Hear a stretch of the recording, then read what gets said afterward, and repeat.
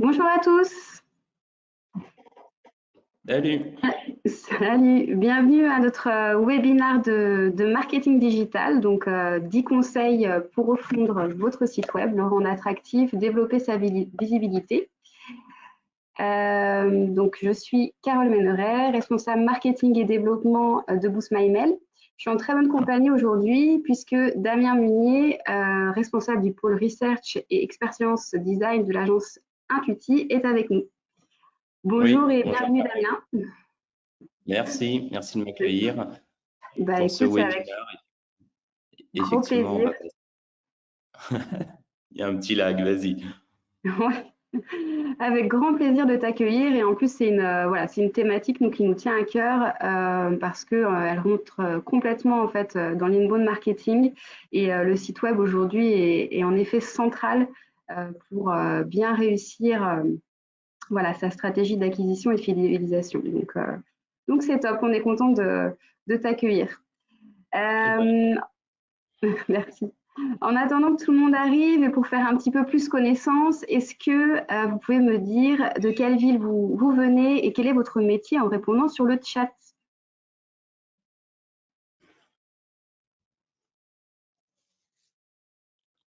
Alors, bonjour Mathis, étudiante en école de commerce.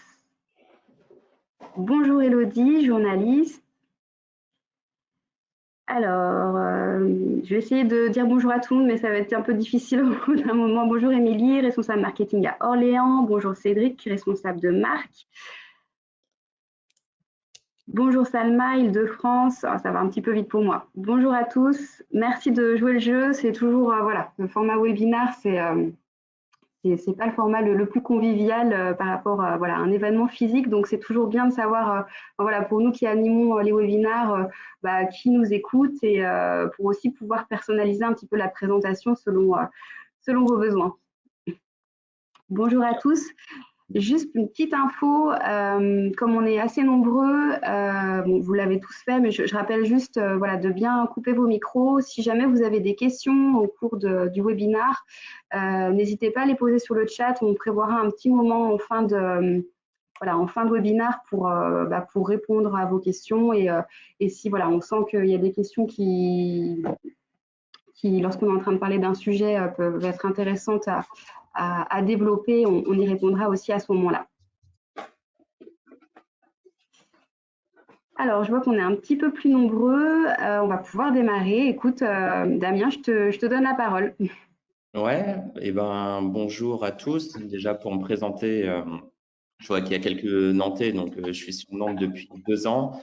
Ça fait 16 ans que je travaille. Je suis passé beaucoup d'années à Paris dans des agences de communication, des agences un petit peu plus techniques et dans des agences qui étaient sur du service design, donc très orienté recherche utilisateur. Et c'est pour ça que j'ai la chance chez Intuiti d'encadrer les équipes d'UX, de créa, de gestion de projet et de recherche utilisateur. Du coup, un petit mot sur Intuiti. Pour ceux qui ne connaissent pas, donc du coup, Intuiti, on existe depuis 2004. 41 cerveaux en ébullition, ça a augmenté. Je pense qu'on est en train d'approcher les 47. Mais en tout cas, c'est une belle agence qui grandit. On est principalement à Nantes, mais on s'étend de plus en plus sur Paris et Lyon. Et on a la chance d'accompagner nos clients, non pas sur des projets one-shot, mais sur du plus long terme. Et notre mission, c'est de faire du digital un levier de performance business, c'est-à-dire qu'on est intimement convaincu, et je pense comme vous tous, que le business aujourd'hui passe par le digital, et donc on accompagne les entreprises pour faire en sorte que leur digital soit un vrai levier de performance. Et c'est quelque chose qui va être important, on va avoir l'occasion de reparler sur les différentes slides, mais ça drive toute notre approche méthodologique qu'on a sur nos projets. Et cette approche, elle passe par les parcours, parce que bien sûr, un site internet, c'est pour vos clients, c'est pour vos prospects, et donc une bonne connaissance de vos clients, de leurs attentes, permettent d'adresser des bonnes réponses et des bons parcours. Sur le staffing des équipes, La particularité d'Intuiti, c'est qu'on n'a pas d'agence technique en interne, mais la force, c'est qu'on arrive à adresser vraiment de A à Z, de la partie étude, recueil des comportements, des usages des utilisateurs, en passant par les phases de stratégie, d'influence, les phases de conception UX, UI pour créer des parcours et des interfaces, et ensuite toute la partie acquisition en naturel, en lead gen, qui va nous permettre de suivre les performances et d'être dans une logique d'amélioration continue pour nos clients et sur les sites.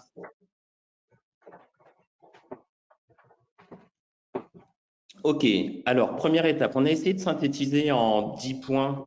On a tout ce qui est important d'avoir en tête. Chaque point pourrait faire l'objet presque d'un webinaire à part entière. On a essayé de chapitrer ça et de vous sensibiliser sur les points les plus importants pour faire en sorte que votre site internet réponde bien à vos enjeux business et aux enjeux de vos clients.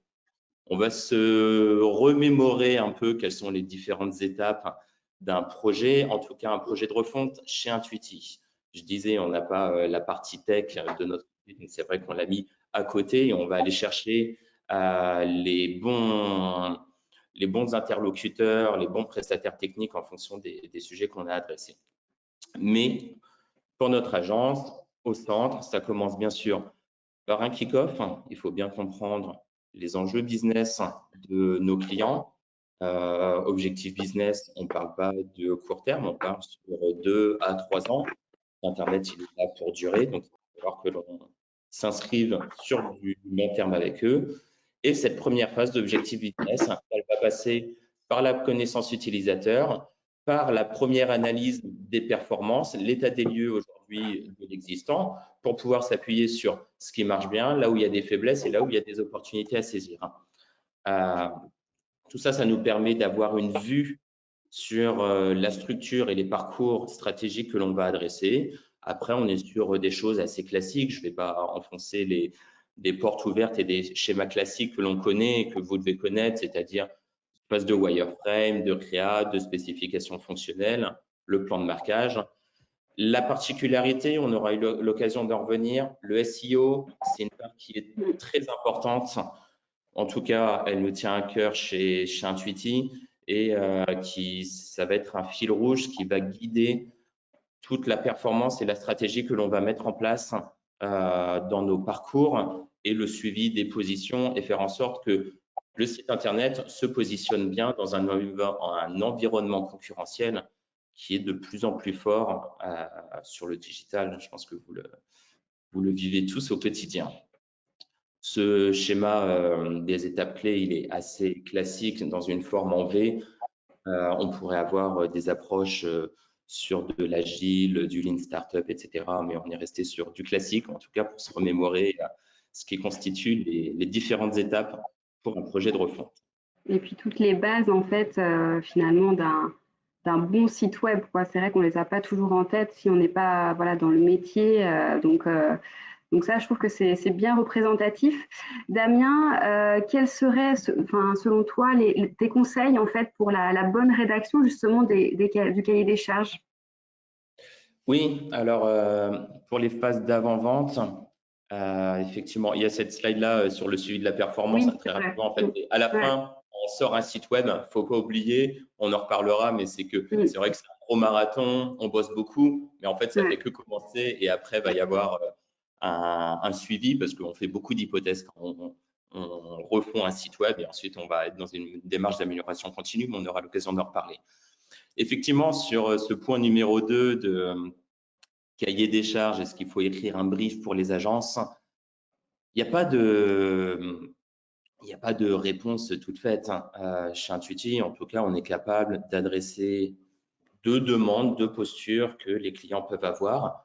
Soit il y a un cahier des charges, il y a une demande qui est très précise, vous savez exactement où est-ce que vous voulez aller, vous avez tous vos éléments qui sont cadrés en termes de charte graphique, vous avez identifié ce que vous voulez faire en termes d'arborescence, de spécifications fonctionnelles, où vous avez déjà listé vos fonctionnalités sur le site.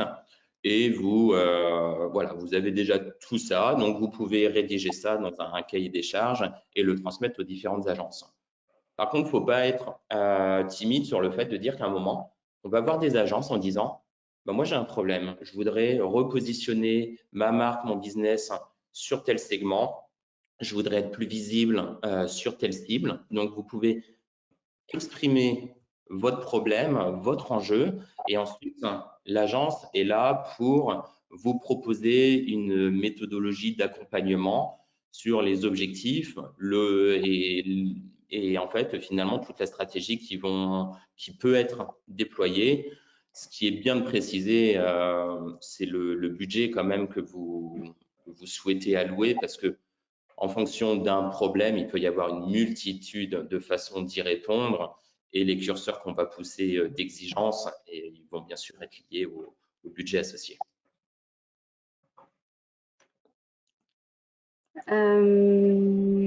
Moi, je reviens juste sur la partie du coup, sur la partie gauche, ce que tu disais, c'est vrai que des fois, on veut absolument, enfin voilà, on a une idée précise d'où on veut aller, puis finalement, d'exposer aussi sa problématique globale, ça permet d'ajuster. Donc, j'ai un peu le sentiment que très souvent, on a un petit peu un mix des deux, quoi. Une demande qui peut être des fois très précise au début, et puis finalement, selon les objectifs qu'on vise, bah, on va pas forcément s'y prendre de cette façon-là. Et justement, le fait de passer par une agence, ça permet d'être accompagné et bah, voilà, plutôt que de trouver le moyen de se dire bah voilà, voici mon objectif final, qu'est-ce que je peux faire en fait pour y arriver quoi. Ouais, exactement. Il n'y a pas de cahier des charges versus brief. Le Ouais, cahier des charges peut exposer un problème initial et des enjeux. Et après, on est assez friand chez Intuiti aussi de challenger ce qui peut de nous être challenger. proposé Ouais, et en disant bah, le diagnostic que vous avez pu faire en amont, nous, on pense qu'il est ailleurs. Et en fait, ouais. dans les plus à ajouter effectivement les ouvertures de comptes Google Analytics, Search Console, ou même comment se positionne la marque et quel est son manifeste. Ça permet de bien comprendre où sont les enjeux quanti et quali et ensuite d'adresser peut-être une autre réponse que vous auriez pu identifier de votre côté. Et il y a quelque chose qui est central dans la refonte d'un site web, c'est tout ce qui concerne finalement, et tu l'as dit au début, le parcours utilisateur. Oui, Voilà, comment bien adresser aujourd'hui les parcours clients. oui, effectivement, c'est tout un sujet. Parcours client. Alors moi, j'aime bien partir sur ce triptyque. Voilà, c'est Ouais, oublier, on parle de besoins clients, donc c'est central. Mais ces besoins clients, ils sont à mettre au regard d'enjeux business de votre entreprise ou d'un marché. Et ensuite, c'est comment on va essayer de garder également une cohérence de marque. Ces trois thèmes-là, on va les développer sur la partie besoins clients. On a créé un support chez Intuiti qu'on appelle la Customer Journey. Donc la Customer Journey, voilà, ça a cette tête-là, c'est de dire qu'on parle d'un persona, on va bien comprendre à qui on s'adresse. Je fais une différence entre les personas marketing et les personas d'usage. Nous, on va se concentrer sur des personas d'usage. Quelles sont leurs utilisations, quelles sont leurs problématiques et sur tout un parcours, une interaction avec la marque, un achat de services ou de produits. On va aller mapper l'ensemble de son parcours, de son expérience avec de la recherche utilisateur qui peut être sur le terrain, qui peut être avec des interviews. On va également analyser les données de performance pour avoir une vue synthétique d'un parcours, des points faibles et de là où on a une expérience que l'on pourrait améliorer, des opportunités à saisir. Donc, cette étape-là, elle est indispensable parce que ça permet de mettre les choses au clair, de s'attarder et de bien identifier visuellement où est-ce qu'il y a des points d'amélioration à avoir sur le parcours. Et, euh, et du coup, si tu peux revenir juste sur la slide d'avant. Et du coup, on va mêler du quanti et du quali pour bien mapper ces parcours. Et ce support-là, en fait, il va être également qui peut être assez important pour vous en interne parce qu'il va vous permettre de diffuser l'état des lieux à d'autres départements et de pouvoir embarquer toute une équipe en interne sur les enjeux qu'il va y avoir sur un projet de refonte. Et justement, comment on va aller chercher ces informations-là? Ça passe par de la recherche utilisateur. Et la recherche utilisateur, cette écoute que l'on peut faire, elle peut se faire à plusieurs niveaux. Ça peut se faire en amont du projet, comme on a vu sur cette slide de Persona. On mappe l'état des lieux pour y définir des plans d'action. Ça peut se faire en plein milieu pour valider des parties pris. On crée un prototype et on vérifie que le prototype et les hypothèses qu'on a identifiées et les réponses qu'on met en œuvre répondent bien aux utilisateurs. Et ça peut se faire après, une fois que le produit est sorti, de vérifier que tout est bon et qu'on va être plutôt dans une démarche d'amélioration continue. Sur ces recherches utilisateurs, elles peuvent être en individuel, en groupe, des tests d'interface, on peut faire des tests pour valider les hypothèses ou explorer des usages avec tout un groupe de consommateurs. Qu'est-ce que vous faites le plus souvent? C'est plutôt en Nous, groupe c'est plutôt en amont, où en fait, c'est dans le cadre en fait où le client nous dit qu'il a une problématique. Quand on parlait cahier des charges versus problématique, on va aller investiguer sur le terrain les besoins, les pain points et également les segments que l'on va adresser pour bien faire et mettre sur de bons rails le projet de refonte qu'on va travailler en structure, en arborescence et en parcours utilisateur.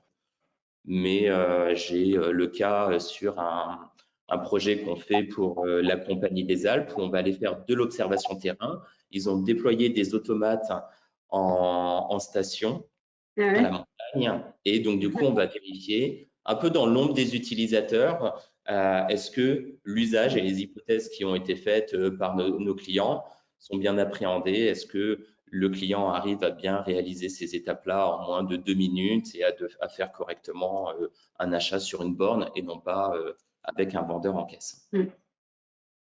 Ok. Voilà. Et sur la cohérence de marque, il ne faut pas oublier qu'un site internet, ça reste un support de communication parmi une multitude d'autres supports que vous pouvez avoir sur des réseaux sociaux, sur du print, sur des campagnes pub. Et il est important de bien être au clair sur la plateforme de marque et de garder du coup une cohérence, de bien appréhender la marque pour garder, oui, la cohérence sur tout ce que l'on va entreprendre et mettre en œuvre sur les interfaces. Donc, ça passe par cette pyramide, vision, mission, promesse, valeur et style. On a complété cette pyramide avec Evian. Evian, la vision, c'est la santé par l'eau. Mission, le bien-être. Donc, c'est leur mission au quotidien, c'est leur ligne directrice. Et cette mission-là, elle s'exprime par la promesse pour le consommateur de dire Evian, c'est source de jeunesse pour votre corps. Vous avez tous en tête encore les pubs des qui incarnaient bien cette promesse.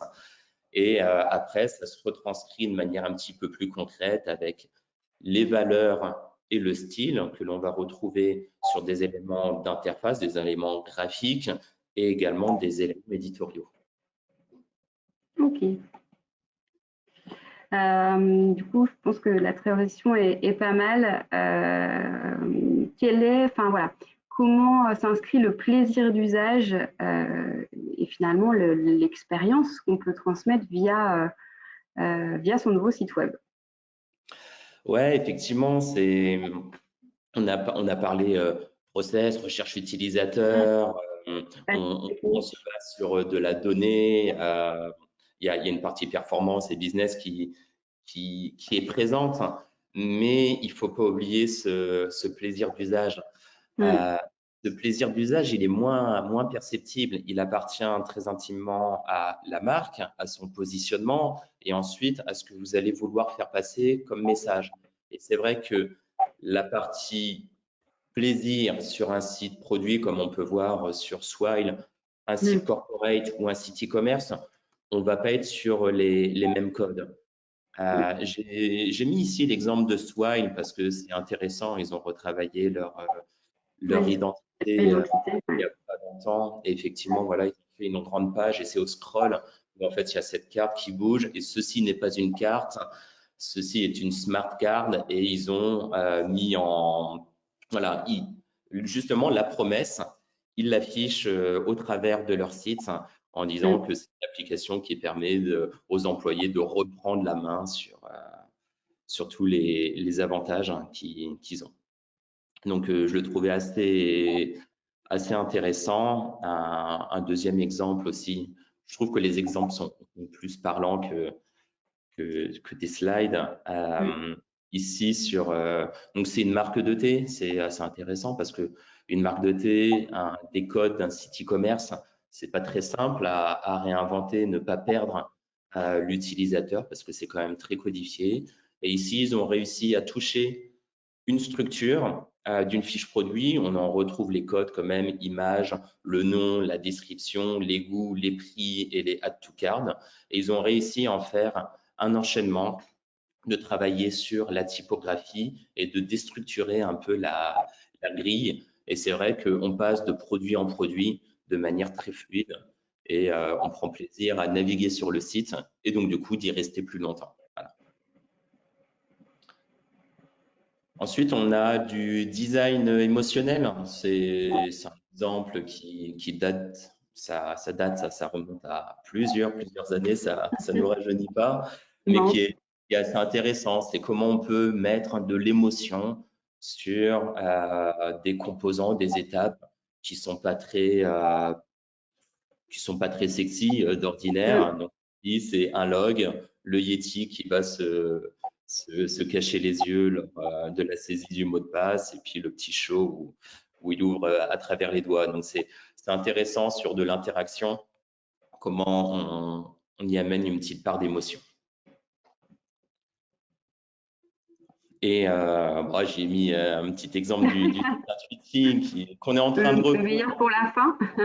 Ouais, non, c'est presque aussi, on est en train de le refondre. Il ressortira en une nouvelle version en janvier, donc ça me permet aussi de garder un petit souvenir. Mais voilà, sur les expertises, au rollover, on a des petites interactions, des petites animations qui se jouent. Donc, au-delà d'une structure de site, faut pas hésiter avec vos designers à prendre le temps de bien travailler ces petites interactions et le plaisir d'usage qui marque. Donc, on se souvient plus facilement de votre marque et surtout, on reste plus longtemps sur le site. Donc là, on était vraiment porté sur la partie design. Ce qui l'accompagne aussi et qui est fondamental, c'est l'éditorial. Ouais, bah, l'éditorial, en fait, c'est lié à la plateforme de marque, hein. La plateforme de marque, on a vu, il y a la promesse et le style. Donc, du coup, deux éléments qui sont importants, euh, qui sont sur la slide suivante. Du coup, ouais, merci. Merci Carole. La ligne éditoriale, donc ben ça c'est au niveau du groupe, de votre identité, de votre client ou chez vous si vous êtes côté annonceur. Bien être OK sur les valeurs de la marque, vos objectifs de communication et la cible à laquelle vous allez vous adresser. Et on va y retrouver les champs lexicaux, les do, les don't, les fréquences de publication et justement la tonalité que vous allez avoir pour chacun de ces supports. Donc ça peut être sur le site web, ça peut être au travers de vidéos, les posts pour les réseaux sociaux. Et ça se retraduit en éléments plus opérationnels avec la charte éditoriale qui a pour but d'être diffusée aux équipes et qui va permettre d'avoir les guidelines et de se dire, OK, est-ce que je suis cohérent avec ce que l'on veut produire comme contenu, sur quel style? Et ça vous permet du coup d'aligner les différents acteurs qui peuvent intervenir sur de la production de contenu.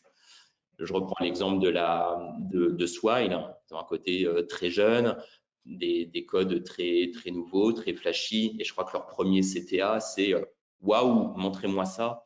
Voilà, Mm. donc c'est partie de la ligne éditoriale très marquée, très assumée et qui doit rester cohérente, quels que soient les supports de communication.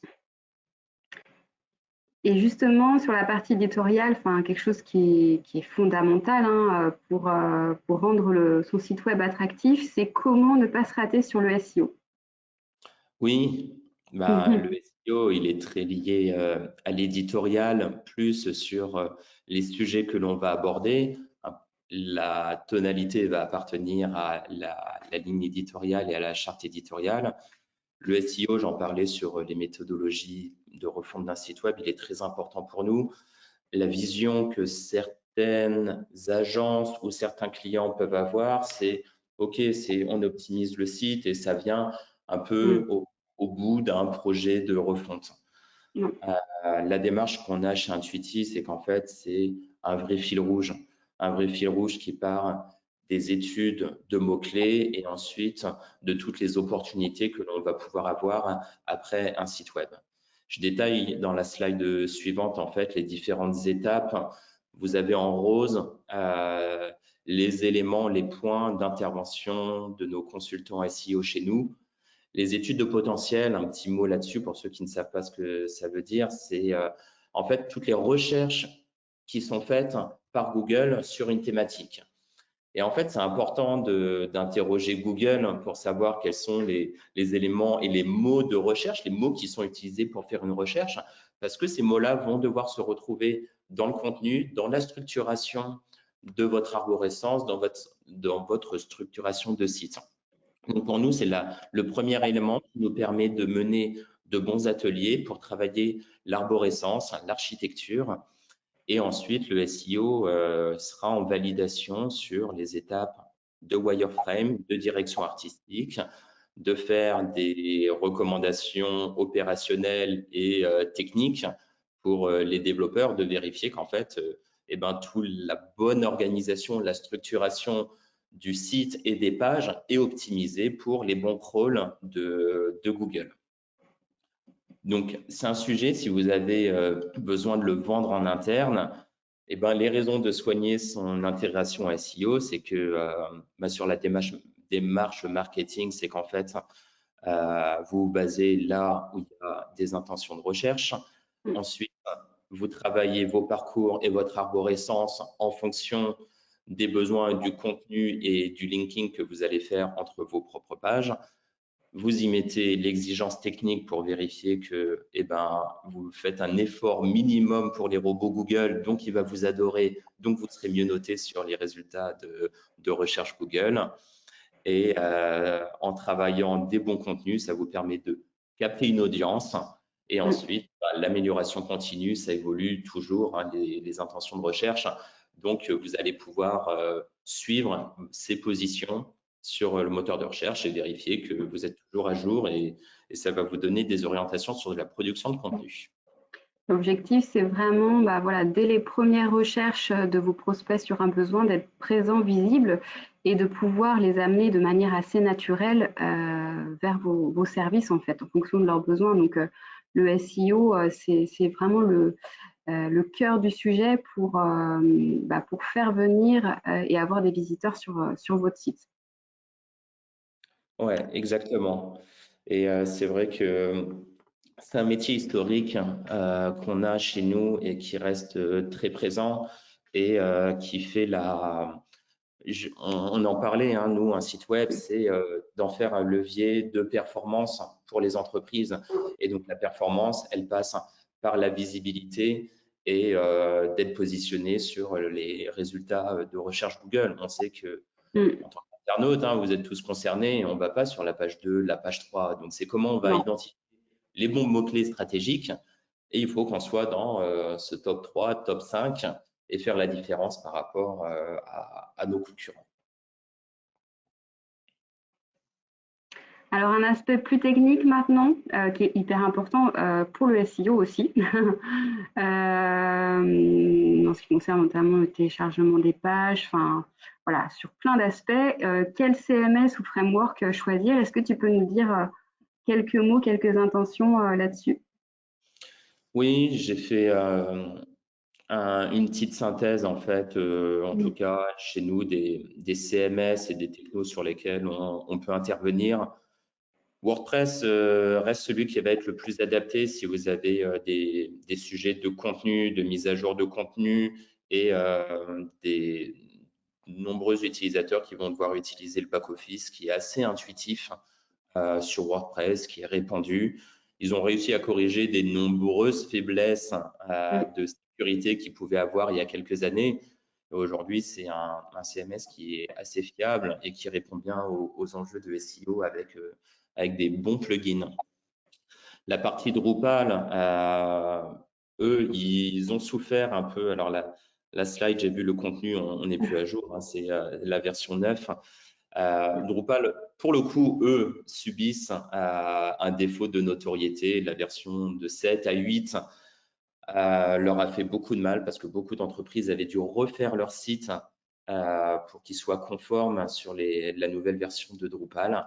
Ça a coûté cher aux entreprises. Il y a un back-office qui est un peu compliqué aussi à utiliser. Donc, c'est une techno sur laquelle on va de moins en moins, en tout cas personnellement. Et un petit point d'attention sur les headless CMS. Les headless CMS, vous en entendez peut-être parler un petit peu plus.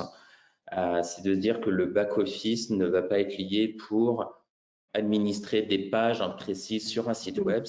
Le back-office va vous permettre d'administrer du contenu et ensuite ce contenu-là, il va pouvoir être consommé par plusieurs supports. Une application mobile, votre site web, une application sur télé s'il faut. Donc, c'est décentraliser la gestion du contenu avec le support. Donc, il y a des acteurs comme Contentful, Strapi ou Prismic qui sont positionnés dessus. Après, c'est des CMS qui sont reliés à des licences. Donc, il y a des coûts associés qui ne sont pas négligeables.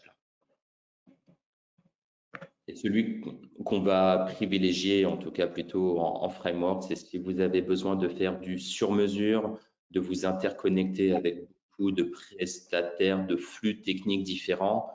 Symfony va vous permettre d'avoir un cadre technique et de faire les bons branchements et de faire évoluer votre site dans le temps assez facilement. Donc, ça va être bien adapté si vous êtes sur des logiques de marketplace ou des imbrications de briques très, très complexes techniquement. Et une revue rapide si vous avez des sujets e-commerce. Magento, je vais très répandu, plutôt orienté sur du B2C, avec son pendant Eurocommerce pour des enjeux B2B. Ils vont embarquer des briques de PIM, de facturation, de TVA, de stock qui vont être propres à du B2B. Donc, c'est un CMS assez performant. Shopify, on n'aimait pas Shopify il y a quelques années, notamment nos experts SEO, parce que il n'était pas adapté pour faire un bon référencement et pour bien adresser les enjeux liés au SEO. Ils ont fait beaucoup d'efforts depuis 2 ans et ils commencent à prendre des bonnes parts de marché. Alors, on va être sur des enjeux d'e-commerce beaucoup plus simples, avec des solutions un petit peu plus clés en main. Donc, ça peut répondre à vos besoins si vous avez besoin de sortir un site web e-commerce à moindre coût et assez rapidement. Et si vous avez des enjeux plus complexes, à l'instar de Symfony, comme on disait, de coupler plusieurs flux, vous avez Silius qui va être la brique, une des briques e-commerce du framework Symfony. Et finalement, par rapport à ces solutions, peu importe la solution, les points d'attention sur lesquels il faut que vous puissiez rester bien vigilant, c'est le temps de chargement. J'ai juste une petite question qui est en lien avec ce que tu viens de présenter et PrestaShop ou WooCommerce. Ouais, effectivement, WooCommerce, on est en train de faire un site web, un site e-commerce sur WordPress et on utilise la brique WooCommerce. C'est un exemple. Je vais essayer d'en regarder quelques-unes, mais c'est une solution qui fait ses preuves et qui peut bien marcher si vous avez une alliée du contenu, c'est-à-dire administration de contenu régulière auquel WordPress va bien répondre, et ensuite d'avoir le pendant et l'interconnexion qui est facilitée avec WooCommerce. PrestaShop, ça va être un peu comme comme du Shopify, une solution clé en main, mais un petit peu plus fermée et qui va donner moins de liberté que les autres solutions. PrestaShop, on va être moins fan, en tout cas moins fan par rapport aux enjeux pour lesquels les clients viennent nous voir. Je ne dis pas que c'est une mauvaise solution, mais en tout cas, elle répond moins à nos besoins. Mais effectivement, Caroline, ça fait bien partie des autres solutions qui sont disponibles sur le marché. Et du coup, effectivement, peu importe la solution, soyez bien vigilant au temps de chargement. Donc, si vous utilisez du WooCommerce ou du PrestaShop, une surutilisation de plugins peut vous permettre de sortir un site web rapidement, mais par contre, ça va réduire les temps de réponse et donc du coup les temps de chargement. Et du coup, sur ces temps de chargement, effectivement, on va parler des Web Core Vitals. Les Web Core Vitals, je ne sais pas si vous connaissez, c'est une initiative qui est mise en place par Google, qui a pour but d'améliorer les temps de chargement et l'expérience utilisateur. Donc, en fait, Google va vous noter votre site web sur plusieurs critères: le temps de chargement, l'interactivité et le visual stability. Je pense que vous l'avez tous expérimenté, c'est quand il y a un site web qui va se charger, vous êtes prêt à cliquer sur un endroit et puis il y a un autre bloc qui s'est chargé, tout votre contenu descend. Ça, Google, maintenant, il arrive à mesurer est-ce que votre interface se charge au fur et à mesure et crée des décalages et donc du coup nuit à l'expérience utilisateur. Et en réussissant à mesurer ça, il le note et il pénalise, ou en tout cas, il va favoriser ceux qui prêtent une attention particulière à ces temps de chargement. Et c'est un sujet qui est très important, les Web Core Vitals, sur les clients qu'on accompagne depuis plusieurs années. Sur 2021 et 2022, on passe les sites que l'on a réalisés dans cet outil de notation de Google pour voir quelle note le site a, s'il est un petit peu plus vieux, et donc du coup, quelles sont les actions d'évolution à mettre en œuvre pour avoir la note de 90 sur 100. C'est la note minimale en tout cas qu'on va se fixer en interne. Alors, ça nous amène sur un autre sujet qui est aussi fondamental, c'est tout ce qui concerne finalement la récolte des données personnelles. Ouais. La RGPD. La fameuse. Ouais, la fameuse qui est bien, qui nous protège, mais qui nous oblige à être bien vigilants sur ce que l'on va construire et comment on va angler notre site web sur ces stratégies de récolte de données personnelles. On ne se voile pas la face, c'est un précieux sésame et c'est l'objectif de beaucoup de sites web, soit pour recueillir de la donnée très précise ou soit pour en faire du retargeting. Donc, pareil, ça pourrait être un webinar à part entière. J'ai mis quelques exemples en fait qu'on a pu avoir dernièrement. C'était de se dire, est-ce qu'on avait le droit de demander un email pour un prospect pour lui faire consulter un catalogue en ligne, de le faire feuilleter? Donc, bien sûr, dans une logique d'acquisition de lead, eh ben, le juridique nous a dit, bah non, c'est totalement interdit. Après, il y a des points d'accès aux données. Qui va avoir accès aux données dans le back-office? Il recueille de la donnée personnelle, de l'email, des numéros de téléphone. Et sinon, des fois, des questions plus larges et internationales, c'est est-ce qu'un utilisateur français qui va aller sur notre site US, est-ce qu'il va être soumis à la RGPD européenne? Il y a beaucoup de questions qui émergent avec les recommandations de la CNIL et de l'Europe. Notre recommandation, c'est mettez le juridique dès le kick-off projet et faites valider tous les parcours sur les wireframes que vous allez mettre en place et justement quelles données vous allez récolter pour quel objectif. C'est important, ça vous évitera de devoir déconstruire,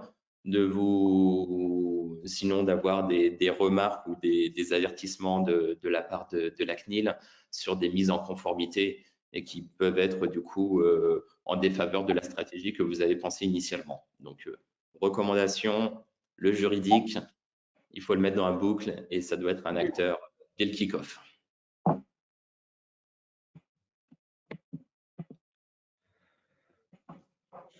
Et le suivi des performances, on en a parlé sur ce premier schéma.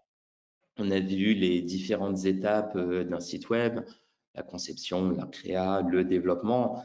Et une fois qu'on a mis en ligne le site, on souffle, on a tenu les délais, on a tenu les coûts, on a un client qui est content, ça marche, c'est débugué. Et en fait, la mauvaise nouvelle, c'est que en fait, c'est pas la fin de la course, c'est qu'il y a C'est que le début du commencement. ouais, en tout cas, c'est un nouveau projet qui commence sur le suivi des performances, alors qu'il va mettre aussi en œuvre d'autres expertises métiers sur des campagnes. Donc, en fait, si vous êtes sur des stratégies de génération de leads, vous allez avoir en fait des indicateurs que vous allez suivre, les positions SEO, on en a parlé, le nombre de visites, quelle est votre source de trafic, quel est votre taux de rebond, quels sont les taux de conversion que vous avez sur des formulaires et au final, le nombre de leads que vous atteignez par rapport au KPI que vous avez pu définir lors de votre kick-off. Donc ça va être sur une partie visibilité, trafic, conversion. On aime bien y ajouter, c'est assez facile. Avec Hotjar, vous pouvez traquer quelques pages très précises avec un nombre d'enregistrements et ça vous permettra soit de faire des enregistrements de comportement et donc vous voyez la souris de l'internaute. Des fois, on se dit pourquoi il clique pas et en fait l'information n'est pas comprise. Donc ça peut être une nouvelle source de données comme des tests utilisateurs mais avec du comportemental et avec plus de données. Avec des cartes de chaleur, justement, on peut avoir des enseignements également sur pourquoi à un moment, on a une performance qui est un petit peu plus basse que celle qu'on avait identifiée au début. Et après, bien sûr, les performances de campagne avec les stratégies web marketing, les diffusions, les relances, les remontées, qu'est-ce que vous avez comme indicateur associé. Les outils en fonction de ces sujets-là, Analytics, Rank Explorer, SEMrush sur les parties SEO ou Hotjar pour les cartes de chaleur. Je n'ai pas détaillé sur cette slide-là, mais c'est vrai qu'on s'est imposé chez Intuiti à chaque sortie de site, en fait, on suit des indicateurs sur des critères très précis et sur chaque corps de métier, SEO, UX, web marketing ou sur les parcours au global. Et ces indicateurs-là, on les suit le jour de la mise en ligne, en fait, juste pour s'assurer qu'il y ait un check qui a été fait sur les points stratégiques de notre site web. On fait une analyse sur d'autres critères à une semaine et on fait une analyse au bout d'un mois avec des reportings un petit peu plus précis et avec un peu plus de données quanti. L'objectif, c'est de ne pas attendre 2 mois pour un moment avoir un rapport du site de mise en ligne et de dire ah ben tiens, en fait, il y a un formulaire qui marche pas. Ils n'ont pas vu le bouton ou en fait, la donnée, elle n'est pas enregistrée dans le back-office parce que il y aurait un flux qui n'aurait pas été correctement branché en production lors de la mise en ligne. Ça peut arriver, en tout cas, avoir ce suivi de performance et cette checklist. Ça permet de ne pas être dans de la réaction, mais d'être dans le contrôle et le suivi assez tôt après la mise en ligne. Voilà. Merci Damien pour tous ces conseils de refonte de site web. Moi, du coup, ça m'amène sur un dernier sujet. Comme tu l'as dit, le site web est vraiment central en fait aujourd'hui pour une entreprise. C'est vraiment sa meilleure carte de visite et il va se retrouver au centre finalement de votre stratégie d'acquisition et de fidélisation avec ce qu'on appelle une stratégie d'inbound marketing. Donc aujourd'hui, quels sont les meilleurs leviers web marketing pour célébrer la sortie de vos sites web, mais surtout pour voilà, quels sont les meilleurs leviers pour donner de la visibilité et développer votre trafic vers votre site web? Il existe aujourd'hui plusieurs leviers pour célébrer la sortie de votre site web. Ils sont quasiment les mêmes que ceux qui vous permettent de développer votre trafic vers votre site et de maintenir finalement l'attention de vos leads et de vos clients. Donc là, je suis vraiment sur, si on considère que le site web est un site vraiment un levier business, quoi. J'ai fait un petit focus sur l'inbound marketing, qui est aujourd'hui, si on la compare à l'outbound marketing, une stratégie marketing assez redoutable pour faire venir finalement de manière assez naturelle vos leads et qui font écho finalement à tout ce que tu as pu développer et préciser, Damien, autour de la conception et de la refonte d'un site web, et qui s'inscrivent finalement dans cette logique de cycle de vente inbound. Le site web va vraiment se retrouver au centre de ce cycle de vente. Et j'aime bien ce schéma parce qu'il décrit finalement assez bien ce que représente aujourd'hui un schéma finalement, alors qu'on appelle inbound, mais un schéma finalement assez classique d'acquisition. On a finalement dans cette première partie tout ce qui va, enfin dans ce cycle de vente, une première phase qui va consister à attirer des nouveaux visiteurs. Donc avec, on en a parlé, le SEO, le référencement de votre site web, votre blog aussi, qui peut être plus ou moins bien d'ailleurs référencé que votre site. Tout dépend qui alimente qui. Votre visibilité, bien sûr, sur les réseaux sociaux, les bons réseaux sociaux qui concernent votre cible, les Google Ads. Et on se rend compte que pour tout ça, les contenus et le SEO sont vraiment les deux facteurs clés de succès et la base pour attirer les visiteurs. La deuxième phase, elle consiste finalement à convertir, entre guillemets, ces visiteurs en leads. Et là, votre site web prend tout son sens. Et si vous avez un bon parcours utilisateur, vous allez vraiment maximiser ces conversions. Et tout ce qu'on appelle finalement tout ce qui va être incitatif finalement pour vos visiteurs, avec les call to action, pourquoi pas pour télécharger du contenu premium, les formulaires, les landing pages. L'idée, c'est vraiment de ne pas en faire trop, mais d'en faire bien pour pouvoir vraiment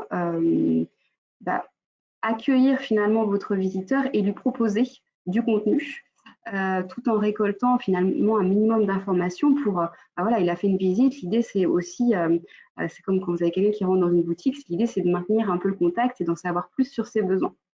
Et un site web aujourd'hui, c'est exactement ça. L'objectif à la suite de ça, c'est de pouvoir bien évidemment conclure ces leads en clients. Aujourd'hui, en termes d'information, ce qui est le minimum, ça ne va pas être le numéro de téléphone, c'est plutôt l'email. Aujourd'hui, l'email, c'est le premier canal de communication pour continuer à maintenir un contact qui ne soit pas trop intrusif, mais qui reste personnalisé et qui permet aussi de proposer un contenu à valeur ajoutée. Aujourd'hui, nous, enfin, voilà, tout prospect, toute personne souhaite se renseigner en amont avant, voilà, de faire appel à un commercial ou de rentrer vraiment de manière très directe avec une entreprise. Donc, c'est la première approche, et souvent les contenus sur le web et ensuite l'email.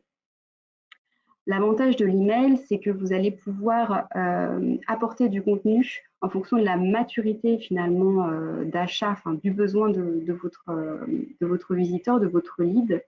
Et vous allez pouvoir aussi pratiquer tout ce qu'on appelle le lead scoring. Alors, le lead scoring, c'est quoi?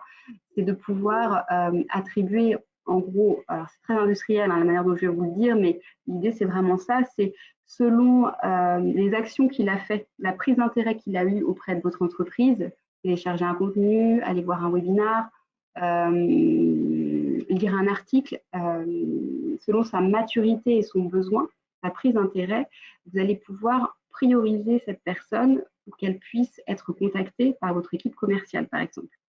Donc l'idée, c'est vraiment voilà, d'être toujours dans cette démarche d'inbound marketing, de faire venir naturellement vos leads et de pouvoir rentrer en contact à un moment avec eux, là où vous sentez que la démarche est assez mature, si on peut dire les choses comme ça. Et enfin, la dernière étape de l'inbound marketing, c'est de bien sûr fidéliser les clients satisfaits afin qu'ils puissent aussi devenir ambassadeurs. Voilà, c'est toujours hyper important de pouvoir avoir enfin, voilà, déjà hyper satisfaisant d'avoir des clients contents. Et en plus, derrière, c'est vrai qu'un client content, c'est un client qui parle aussi. Donc, voilà, c'est toujours intéressant de pouvoir avoir un client qui devient derrière un ambassadeur. Donc, fidélisez vos clients avec le relais de vos actualités via les emails, les réseaux sociaux. Pour ce qui est du canal de promotion des emails, il en existe aujourd'hui 2 types. Donc là, je fais un petit focus sur ce que nous, on propose aujourd'hui chez Boost My Mail. Le premier, vous le connaissez tous très bien, ce sont les emailing. Et le second, qui est pas utilisé aujourd'hui encore à sa juste valeur, ce sont finalement les emails collaborateurs avec leur signature de mail. Il faut savoir aujourd'hui que l'email envoyé par un collaborateur, c'est le premier canal de communication d'une entreprise, avec à peu près entre 35 et 40 emails envoyés par jour. Donc c'est énorme, hein. Il faut imaginer que votre image de marque et vos campagnes déclinées via vos signatures de mail sont vues en moyenne 800 000 fois par mois dans une société qui compte environ 1000 salariés. Forcément, plus la société est grande, plus il y a d'emails envoyés et plus votre visibilité est meilleure. Donc je reviens sur notre premier sujet. Aujourd'hui, la signature de mail et les emails collaborateurs, c'est un très bon moyen de célébrer la sortie de votre site en interne et en externe. L'avantage de notre application, c'est que vous allez pouvoir gérer le déploiement de vos signatures de mail très simplement, de manière à la fois automatisée, centralisée et aussi très ciblée. Vous allez vraiment pouvoir faire des ciblages selon vos groupes de collaborateurs, sans que vos collaborateurs n'aient aucune action finalement à réaliser. Donc, si je résume un petit peu tout ce qu'on s'est dit, avec Boost My Mail, on intervient vraiment sur les 2 dernières étapes de l'inbound marketing. Donc, la troisième consiste à conclure ces leads en clients et la quatrième, les fidéliser. L'objectif, c'est de pouvoir aussi pratiquer l'email personnalisé et de pouvoir prendre des nouvelles aussi de vos prospects via l'email et en relayant des actualités via vos signatures de mail. Les 2 grands bénéfices de la signature de mail aujourd'hui, c'est vraiment la mémorisation de votre marque parce que aujourd'hui, on envoie un mail, un deuxième mail, un troisième mail à la même personne. Donc, plus on voit une image de marque cohérente, plus on la retient. Ça, c'est hyper important. Et puis aussi, la possibilité de développer des nouvelles opportunités d'affaires, que ce soit pour des clients existants qui ne connaissent pas forcément voilà, toutes vos expertises. C'est aussi l'occasion de communiquer dessus. Et puis aussi pour vos prospects. Et puis je précisais tout à l'heure en interne, in fine, finalement, avec les signatures de mail, vous renforcez aussi vos communications internes, parce qu'on s'envoie aussi pas mal de mails en interne. Donc vous pouvez aussi attribuer des campagnes ciblées à vos collaborateurs pour des mails envoyés en interne. Par exemple, s'il y a un séminaire demain, enfin voilà, s'il y a un événement qui peut être intéressant à partager, enfin, on participe aussi à la communication interne. Petite précision, donc là vous avez un exemple de signature de mail qui reprend un petit peu tout ce que vous pouvez faire. Donc bien évidemment, développer vos trafics vers votre site web. Là vous avez les boutons des réseaux sociaux, vous suivez sur les réseaux. Vous pouvez aussi, selon vos équipes, faciliter la prise de rendez-vous. Pourquoi pas mettre un petit lien Calendly sur vos signatures de mail et voilà, proposer la prise de rendez-vous en direct. Là, ici, on a en effet une bannière « Visitez votre site », mais ça pourrait très bien être « Visitez votre prochain événement »,« Découvrez notre prochain produit ». Enfin, on peut imaginer tout un tas de choses. Et bien évidemment, ça je le précise en dernier, on ne pense pas beaucoup, mais voilà, mémorisez votre marque, parce que plus elle sera vue de manière cohérente et voilà, plus elle sera retenue et on pensera spontanément à vous. Donc, je termine sur ces derniers mots. Je vous invite d'ailleurs, je vais laisser aussi tes coordonnées, Damien, à nous contacter si vous souhaitez avoir plus d'infos ou même à essayer notre solution. Je vais laisser l'adresse. On a encore quelques minutes si vous n'êtes pas trop pressé d'aller déjeuner et si vous avez des questions, on est à votre écoute avec Damien. Ouais, je vais rebondir sur, je répondais à Elodie qui demandait en fait comment on peut réduire l'impact environnemental d'un site web à l'occasion d'une refonte. On a fait une réunion en interne, il y a un de nos chefs de projet qui est très sensibilisé sur les impacts environnementaux, qui a fait une réunion une présentation à toute l'agence sur les actions qui pouvaient être mises en œuvre. Effectivement, c'est sûr, ça va autant des temps de chargement, de limiter les pages que l'on va créer si elles ne sont pas utiles, le poids des images, bien sûr, l'utilisation des médias que l'on va utiliser. Une vidéo, c'est énormément, enfin, c'est très énergivore.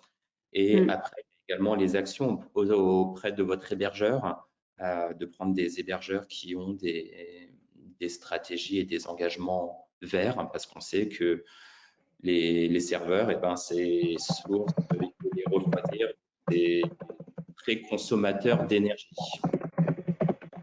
Du coup, je pense qu'il va y avoir un relais, une synthèse qui va être fait sur notre média qui s'appelle Decrypt.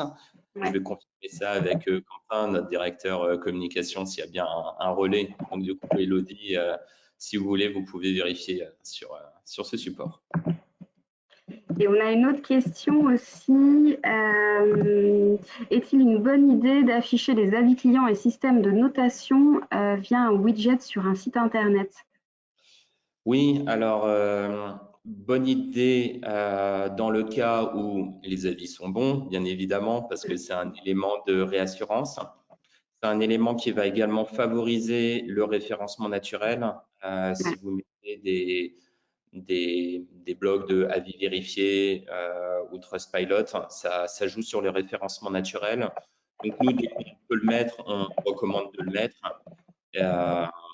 Et après, ça dépend bien sûr de la typologie de votre site. Sur un site corporate, on va éviter parce que ce n'est pas l'objectif. Il n'y a pas besoin de rassurer sur une vente ou un passage à l'acte.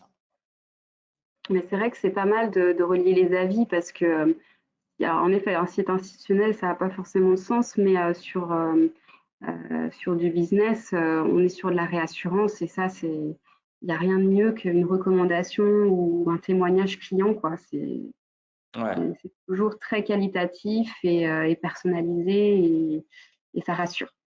Ouais, et puis quand on travaille nos personas et notre recherche utilisateur, on se rend compte lors de nos interviews qu'en fait, la petite recherche sur d'autres sites, sur l'image, la qualité, la fiabilité d'un e-commerçant, aujourd'hui c'est stratégique. Et je pense Ah bah oui.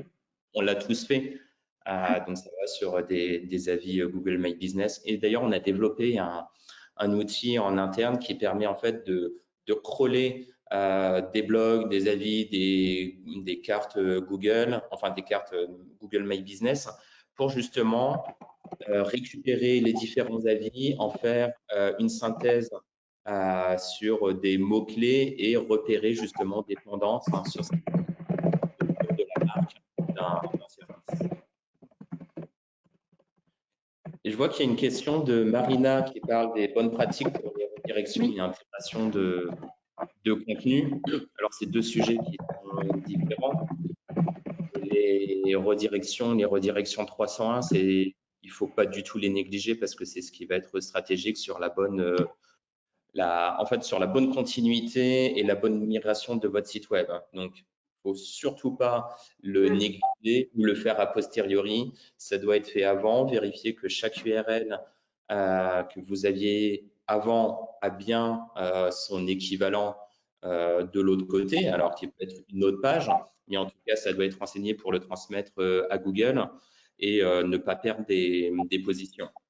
Donc, d'où aussi l'importance de bien intégrer son site web, le stabiliser une semaine, 2 semaines avant la mise en ligne pour bien faire ce travail de redirection pour ensuite mettre en ligne ce site. Ouais. Après, l'intégration de contenu, c'est encore un sujet très, très large qu'il ne faut pas sous-estimer.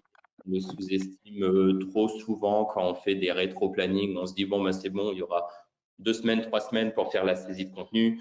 Quand on a des enjeux de traduction, différents intervenants à mettre dans la boucle pour du juridique, du RSE, du produit ou du métier, ça demande beaucoup de temps. Donc, généralement, sur ces sujets d'intégration de contenu, on crée des matrices de contenu, c'est-à-dire que on met dans un fichier Excel ou dans une structure de fichier Word les données que l'on va utiliser, exploiter, qui seront saisies dans le back-office, et on le donne ça, et donc on décorrèle l'état d'avancement du statut du développement, en fait, avec la capacité à déjà travailler et créer le contenu qui sera sur le site.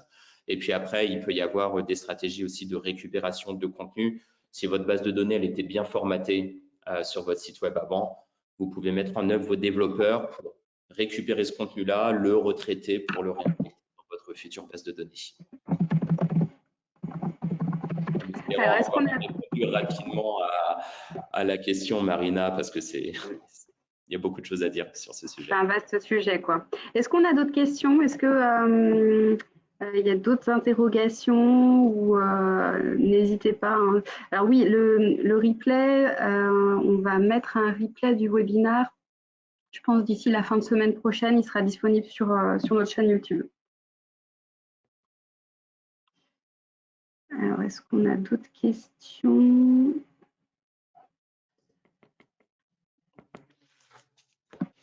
Merci Elodie. Merci Emmanuel également.